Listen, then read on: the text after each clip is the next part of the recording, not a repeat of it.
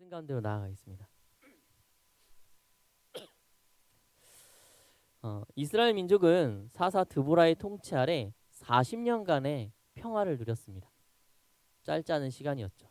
40년 동안 참 평화를 잘 누렸어요. 그런데 드보라가 죽자 이스라엘은 또다시 하나님 앞에 범죄하기 시작합니다. 하나님을 잊고 그저 자신들의 뜻대로 세상을 살아갑니다. 다시 범죄한 이스라엘 민족을 하나님은 이번에는 미디안의 손에 넘겨주십니다. 하나님의 보호를 잃은 이스라엘 민족은 미디안과 아말렉과 동방에 있는 이들에 의해서 생계를 위한 양식과 재산을 모두 약탈당합니다. 비록 정복되어 속국이 되진 않았지만 두 이방 민족을 인하여 이스라엘 민족은 생명이 위급할 정도로 삶이 피폐해지게 되었습니다. 고난으로 삶이 피폐해지자 이스라엘 백성들은 하나님께 또다시 부르짖어요. 하나님 살려주세요. 고통스럽습니다. 그런데 하나님은 이 반복되는 범죄와 부르짖음에 또다시 마치 처음인 것처럼 응답하십니다. 조금은 다르게 응답하셨어요. 예전엔 바로 사사를 보내셨는데 이번에는 한 선지자를 보내십니다. 그리고 이 선지자를 통해서 이스라엘 민족이 지금 무엇을 잘못하고 있는지, 이들의 고통이 어디서 기인한 것인지를 말씀하셨습니다. 그 질책은 날카로웠지만 하나님은 그 날카로운 질책을 통해서라도 이스라엘 민족이 하나님을 잊지 않고 돌아오며 회개의 길로 가기를 원하셨던 것입니다. 또한 하나님은 동시에 이 타락한 이스라엘 민족을 그저 선지자를 보내는 것으로 끝내지 않으셨습니다. 이들을 내버려 두지 않으셨어요. 또 다른 사사인 기드온을 부르십니다. 그리고 기드온을 통하여 이스라엘을 구원하십니다. 오늘 본문의 주인공은 바로 이 기드온입니다. 근데 먼저 우리는 기드온에 대해서 한번 살펴볼게요. 기드온의 사람이란 어떤 사람인지, 이 사람의 배경은 어떠했는지 한번 보겠습니다. 사실 기드온은 담대함이랑 좀 거리가 멀었던 사람이에요. 사사가 돼서 이스라엘을 진두지 위해서 이 미디안을 공격하고 이스라엘을 구원해낼 거다, 용사다, 이 이미지랑은 너무 멀리 떨어져 있던 사람이 기드온입니다. 용감하다거나 결단이 있다거나 믿음과 신앙이 투철한 사람은 더더군다나 아니었어요. 기드온은 사사가 되기에는 너무나도 부족한, 아니 최소한 4가지 영역에서 절대적인 부족함을 갖고 있던 사람이었습니다. 첫 번째 기드온이 가지고 있는 부족함은 소심함이었습니다. 본문 11절에서 보면 기드온이 포도주 틀에서 타작을 하고 있는 모습이 나옵니다. 자신이 농사를 지어서 나온 그 이삭들을 타작할 때 혹시라도 이걸 타작해서 나온 그것을, 양식을 빼앗길까봐 몰래 숨어서 조용히 타작하던 사람이 기드온이었어요. 자신의 가족이 먹을 수 있는 양만큼만, 매우 조금. 미디안과 아말렉이 두려워서 혹시라도 그들에게 또 식량을 빼앗길까 두려워 숨어서 타작하는 그 소심한 사람이 기드온이었습니다. 담대함이랑은 너무 거리가 멀었죠. 두 번째, 기드온이 사사가 되기 부족했던 것은 능력이 없었어요.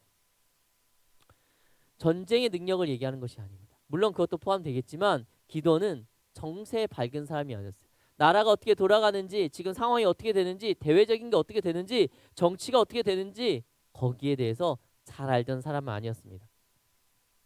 본문 6장 7절 10절에서 보면 하나님께서 이스라엘에게 그들의 고난의 이유를 설명하십니다. 너희가 이러해서 고난을 받는 거야 라고 분명 말씀하십니다. 선지자를 통해서요. 그런데 기드온은 이것에 대해 지금 무지합니다. 자신이 속한 지금 상황이 무엇인지 조금만 정세가 밝았어도 분명 알았을 터인데 이것에 대해서 기드온은 아무런 사실을 알지 못하고 있어요. 즉 그는 중심에 속한 주류가 아니었다는 것이죠. 이 사람이 정세에 밝거나 또는 애국적인 마음이 있지 않았음을 알려주고 있는 것입니다. 세 번째 부족한 점은 믿음이 부족했어요. 기도는 신앙심이 다른 이보다 뛰어난 사람은 아니었습니다. 하나님을 향한 열정이 너무나 뛰어나서 마치 다윗처럼 어떻게 이방인들이 하나님 백성이 이렇게 할 수 있느냐 분노하던 사람이 아닙니다. 오히려 하나님께서 부르셨을 때 도망치랬던 사람이에요. 믿지 않았던 사람입니다. 하나님께서 그를 부르셨을 때 바로 결단하고 순종하지도 않았습니다. 처한 상황에 대해 불평하고 하나님을 불신했던 게 바로 기드온이었습니다. 하나님을 시험하면서까지요. 하나님 양털을 어떻게 해주십시오. 양털을 적게 해주십시오. 양털을 마르게 해주십시오. 그럼 믿겠습니다. 내가 돌아올 때까지 여기 계시면 믿겠습니다. 계속해서 조건을 달고 시험합니다. 하나님이시니 될 거야. 하나님이시니까 무조건적인 믿음이 있던 사람은 아니었어요. 하나님의 사자를 처음부터 알아보지도 못했고 음성을 구별하는데도 부족했던 사람이었습니다. 기드온이 사사가 되기 부족한 네 번째 이유는 이스라엘 안에서 그의 영향력이 너무도 작았다는 데 있습니다. 기드온은 유력한 가문의 자손이 아니었습니다. 정말 그 이스라엘의 주요 가문이 아니었어요. 기드온은 스스로에 대해 말합니다. 나의 집안, 나의 가문은 므낫세 지파 집안에서 극히 약한 집안이라고 설명합니다. 므낫세는 이미 반으로 갈라져 버린 반쪽짜리 지파였는데 그 중에서도 우리는 작은 사람이라 작은 가문이다 이야기하고 있는 거예요. 더구나 기도는 또한 이야기합니다. 우리 아버지의 집에서 내가 가장 작습니다. 이 아버지는 가문을 의미하기도 하거든요. 기도는 하나님께 이야기하고 있는 거예요. 성토하고 있는 겁니다. 하나님 잘못 보셨습니다. 아시죠? 저 므낫세 가문인 거 이스라엘 전 지파 중에서도 발언권이 조금 적은 이 므낫세 지파였어요. 그리고 우리 가문은 그 므낫세 지파에서도 발언권이 거의 없는 정말 저기 변두리에 있는 아주 작은 가문입니다. 심지어 그 작은 가문에서조차 우리 가문은 발언권이 없어요. 저는 가장 작은 자입니다. 라고 이야기하고 있는 겁니다.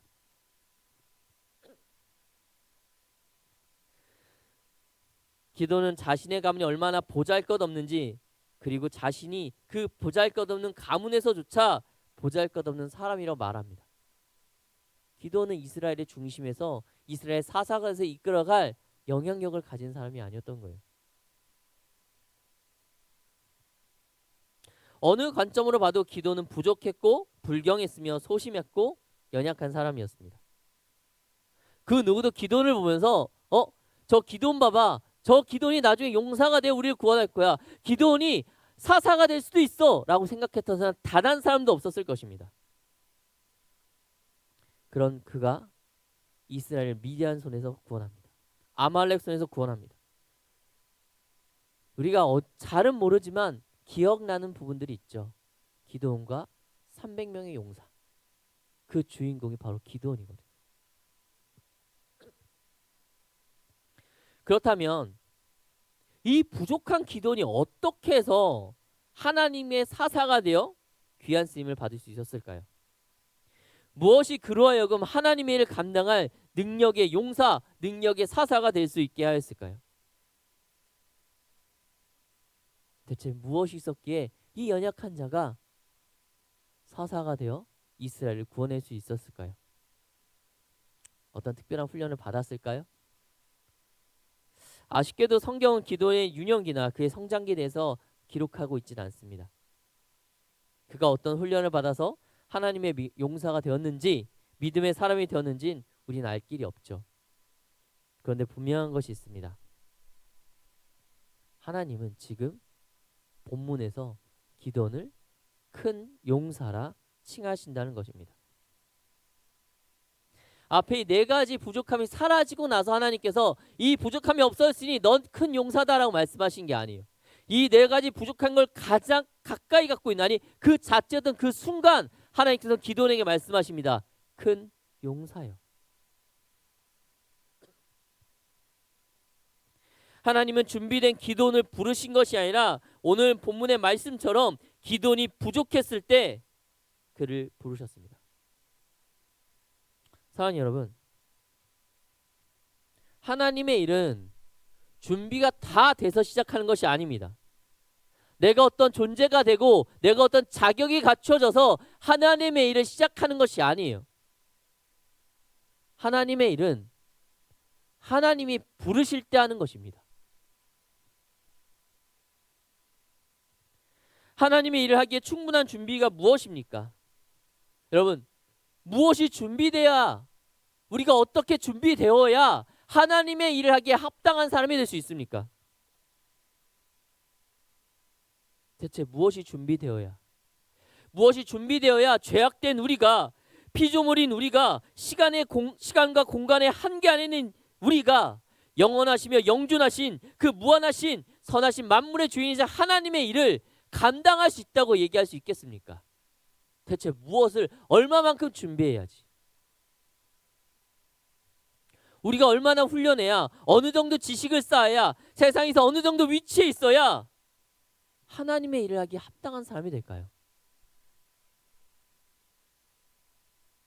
아무리 많은 시간을 훈련해도, 아무리 많은 지식이 있다고 하더라도, 세상에서 가장 높은 자리에 있다고 하더라도, 세상의 모든 이들보다 뛰어난 업적이 있다 하더라도 하나님의 일을 하기엔 여전히 부족한 게 사람입니다. 여전히 부족한 게 사람이에요. 그렇다면 대체 누가 하나님의 일을 감당할까요? 대체 하나님 누굴 부르실까요? 고린도전서 1장 26절 말씀입니다. 하나님 말씀 들어주시기 바랍니다. 형제들아, 너희 부르심을 보라. 육체를 따라 지혜로운 자가 많지 아니하며 능한 자가 많지 아니하며 문벌 좋은 자가 많지 아니하도다.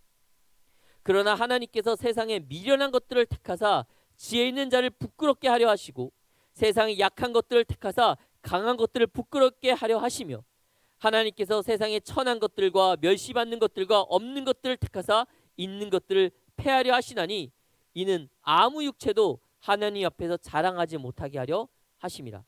너희는 하나님으로부터 나서 그리스도 예수 안에 있고 예수는 하나님으로부터 나서 우리에게 지혜와 의로움과 거룩함과 구원함이 되셨으니 기록된 바 자랑하는 자는 주 안에서 자랑하라 함과 같게 하려 함이라.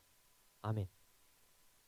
여러분, 하나님께서는 지혜자를 부르지 않으세요. 능력자를 부르지 않습니다. 연약한 자가 부족한 자를 부르십니다. 하나님 완전하게 준비되어 흠없는 사람을 부르시고 이제 사용하고자 하시는 것이 아닙니다. 하나님은 부족하더라도 그 일을 감당하고자 하는 사람, 그 사람을 쓰십니다.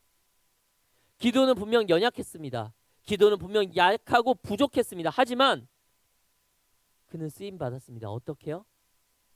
하나님의 부르심에 반응했기 때문입니다. 그는 믿음이 부족했습니다. 하나님의 사랑을 알아보지도 못했고 하나님의 음성을 듣고도 여러 번 하나님을 시험했습니다. 하지만 그는 부족했을지언정 포기하거나 도망치거나 무시하지 않았습니다. 어떠한 방식이 되었건 하나님의 음성에 반응하였습니다. 그다음 우리는 어떻겠습니까? 우리들은 어떤 사람들입니까? 우리 모두 부족한 사람입니다. 하나님의 일을 감당하기에는 모두가 부족합니다. 우리 모두가 다 알고 있어요. 내가 하기엔 부족하구나. 내가 이걸 어떻게 감당할 수 있을까? 하지만 사랑하는 여러분, 부족하다고 해서 피해서는 안 됩니다. 부족하다고 피해서는 안 됩니다. 부족한 내게 하나님의 일이 맡겨진다면 그것을 피하고 도망치는 것이 아니라 하나님 부족한 나에게 맡기셨으니 나의 부족함을 하나님께서 채워주시옵소서. 기도하며 그것을 감당해내고자 노력해야 됩니다. 그러면 부족한 나를 통하여 하나님께서 일하심으로 세상이 알게 됩니다. 저렇게 부족한 사람이 어떻게 저렇게 쓰임받을 수가 있지? 저 사람은 할 수 없을 줄 알았는데 어떻게 저걸 감당해낼 수 있었지? 하나님이 하셨구나. 그러면 하나님께 영광을 올려드립니다. 여러분, 내가 더 부족하다 여겨진다면, 그 부족한 나에게 하나님께서 무언가 말씀하신다면 기뻐하십시오. 내가 부족한 만큼 하나님께 더 큰 영광을 취하실 것이기 때문입니다. 하나님의 영광을 위하여 기꺼이 나의 부족한 가운데 나오실 수 있는 주의 백성이 되기를 간절히 소망합니다. 사랑하는 여러분, 그러면 우리는 이야기합니다. 때가 되면 하겠습니다.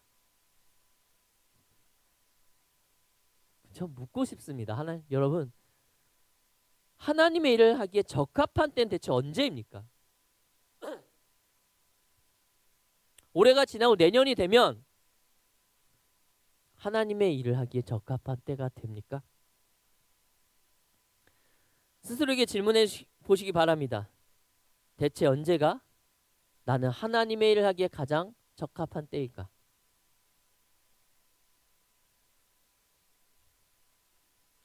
여러분, 올해 지금 너무 바쁘다면 2026년이나 2027년이 되면 그 한 해는 내 바쁜 걸 내려놓고 하나님께 온전히 헌신하겠다 결단할 수 있습니까? 지금은 내 인생이 너무 바쁘고 너무 중요한 시간이라면, 올해는 그렇다면 내년에는 정말 헌신할 수 있습니까? 지금의 시기만 지나면 하나님의 일에 여러분의 모든 것을 맡길 수 있습니까? 그런 시기가 오긴 옵니까? 초등학교 때는 너무 어려서, 중학교 때는 사춘기라, 고등학교 때는 입시 때문에, 대학교 때는 학교 적응과 탐과제 때문에, 대학교 졸업 시즌에는 취업 때문에, 취업 이후에는 직장에 적응하기 위해서, 적응한 이후에는 결혼을 위해서, 또 나의 미래의 무엇을 위해서 계속해서 바쁜 시간이 있지 않습니까? 그럼 여러분, 대체 언제가, 여러분 개개인이 대체 언제가 하나님의 일을 감당하기에 제일 좋은 때입니까?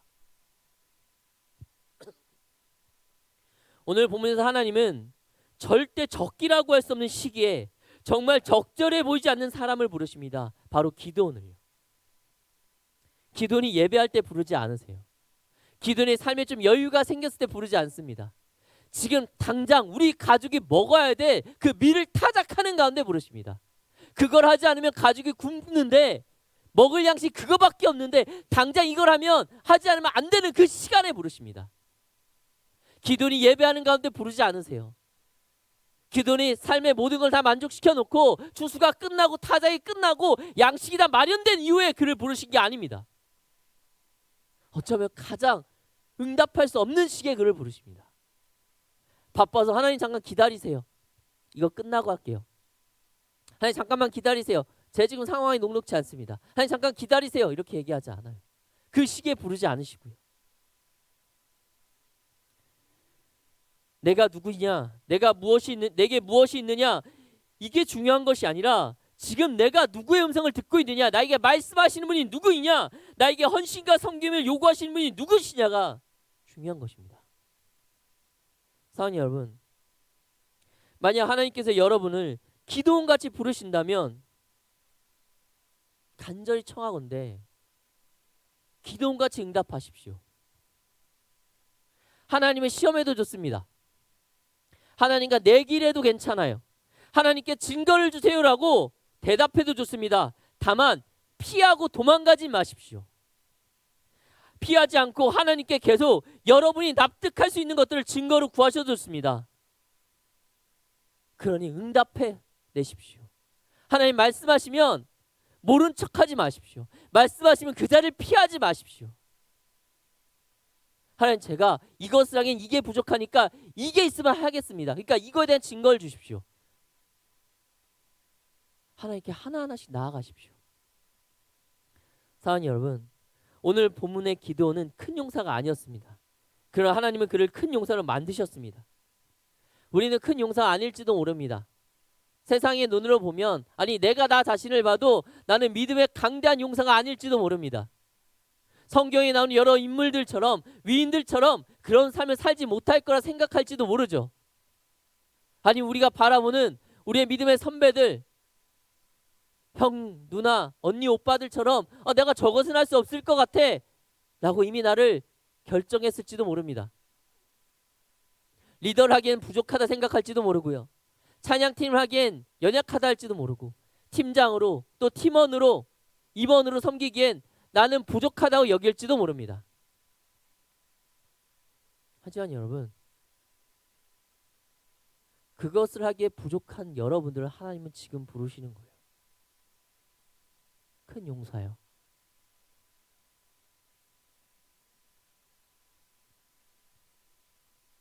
만약 여러분들이 하나님의 그 부르심에만 응답할 수 있다면, 그 음성에 반응할 수만 있다면, 그 음성을 직면할 수만 있다면 나머지는 하나님께서 채우실 겁니다. 그것이 무엇이든 간에, 여러분이 부족한 것이 무엇이든 간에 하나님께서 반드시 채우시고 메꾸실 겁니다.